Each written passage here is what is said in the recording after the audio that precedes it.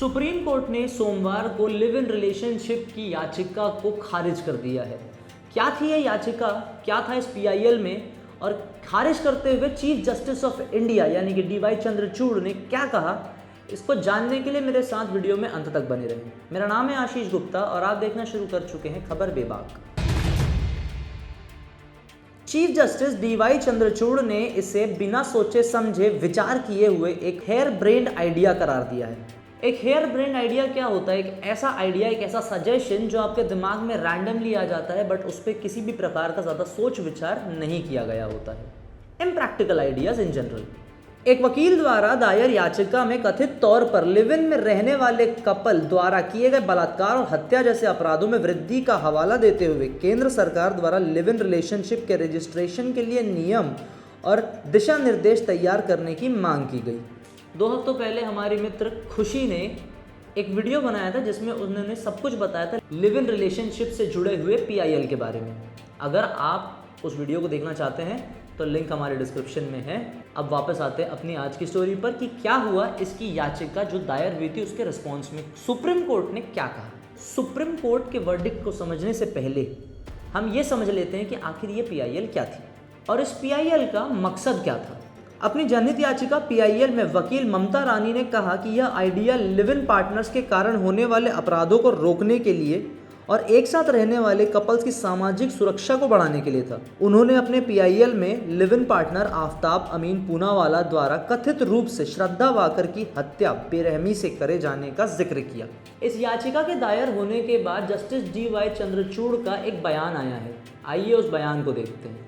CJI की अगुवाई वाली बेंच ने याचिकाकर्ताओं के वकील से पूछा कि क्या वह इन लोगों की सुरक्षा को बढ़ावा देना चाहती हैं या चाहती हैं कि वे लिव इन रिलेशनशिप में ना आए। इस बेंच में शामिल जस्टिस पीएस नरसिम्हा और जेबी पादरीवाला ने लिव इन रिलेशनशिप के रजिस्ट्रेशन से केंद्र का क्या लेना देना, यह बिना दिमाग वाला आइडिया है। इस तरह की जनहित याचिकाएं दायर करने वाले याचिकाकर्ताओं पर जुर्माना लगाने का यह सही समय है। इसके बाद याचिका को खारिज कर दिया गया।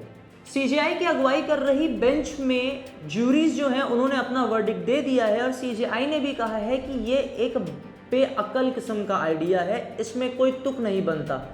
The idea is absolutely harebrained. तो इस प्रकार के आइडिया और इस प्रकार की याचिकाओं को दायर करने के एवज में सुप्रीम कोर्ट ने यह भी कह दिया है कि इस तरह की बेअकल याचिकाओं को दायर करने वाले याचिकाकर्ताओं पर जुर्माना लगाने का ये सही समय है। और जाहिर सी बात है किसी भी प्रकार की याचिका जस्ट बिकॉज हमारे जस्टिस डिपार्टमेंट ने हमें अपनी बात को उनके समक्ष रखने की आज़ादी दी है, इसका मतलब ये नहीं है कि हम कोई भी विचार बिना सोचे समझे उसे वहाँ लेकर जाएं। कोर्ट का समय बहुत ही कीमती होता है। Time is very precious specially for the justice department. वापस आते हैं स्टोरी पर। याचिकाकर्ता ने याचिका दायर करने के साथ साथ इसके कुछ फ़ायदे भी गिनाए हैं। आइए समझते हैं कि आखिर लिव इन रिलेशनशिप रजिस्ट्रेशन के क्या फ़ायदे हैं। पीटीआई के मुताबिक याचिका में कहा गया है कि लिव इन रिलेशनशिप के रजिस्ट्रेशन से दोनों लिव इन पार्टनर को एक दूसरे के बारे में और सरकार को भी उनकी वैवाहिक स्थिति, आपराधिक इतिहास और अन्य प्रासंगिक डिटेल के बारे में सटीक जानकारी उपलब्ध होगी। जिस प्रकार की जानकारियां सरकार चाह रही है और याचिकाकर्ता की पीआईएल के अनुसार जो समझ में आ रहा है, ऐसा लगता है ये एक पर्सनल प्राइवेसी और पर्सनल स्पेस का हनन करने की कोशिश है। अगर आपका मत हमसे विपरीत है तो कमेंट सेक्शन में ज़रूर बताएं और अगर आप हमारे मत से सहमत हैं तो भी हमें ज़रूर बताएं। ऐसा कहा जा रहा है याचिकाकर्ताओं द्वारा लिव इन रिलेशनशिप से झूठे रेप केस के मामलों में बहुत वृद्धि हुई है। आइए समझते हैं। जनहित याचिका में यह भी कहा गया है कि महिलाओं द्वारा दायर झूठे बलात्कार के मामलों में भारी वृद्धि हुई है, जिसमें वे आरोपी के साथ लिव इन रिलेशनशिप में रहने का दावा करती हैं और अदालतों के लिए सबूतों से यह पता लगाना मुश्किल होता है। यह फैक्ट है कि लिव इन रिलेशनशिप में रहने की बातें सबूतों से ही साबित हो पाती हैं।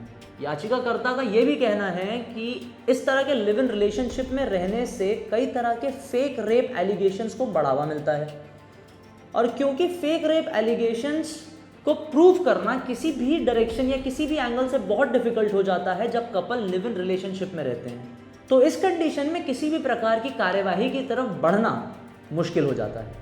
तो ये थी हमारी खबर लिव इन रिलेशनशिप के याचिकाकर्ताओं के ऊपर फाइन ठोके जाने और उनकी याचिका को खारिज किए जाने पे। अगर आपको हमारा शो पसंद आया है तो इसे लाइक करें, अपने दोस्तों के साथ शेयर करें और उन्हें भी बताएं कि लिव इन रिलेशनशिप में रहने के लिए किसी प्रकार का रजिस्ट्रेशन अनिवार्य नहीं है।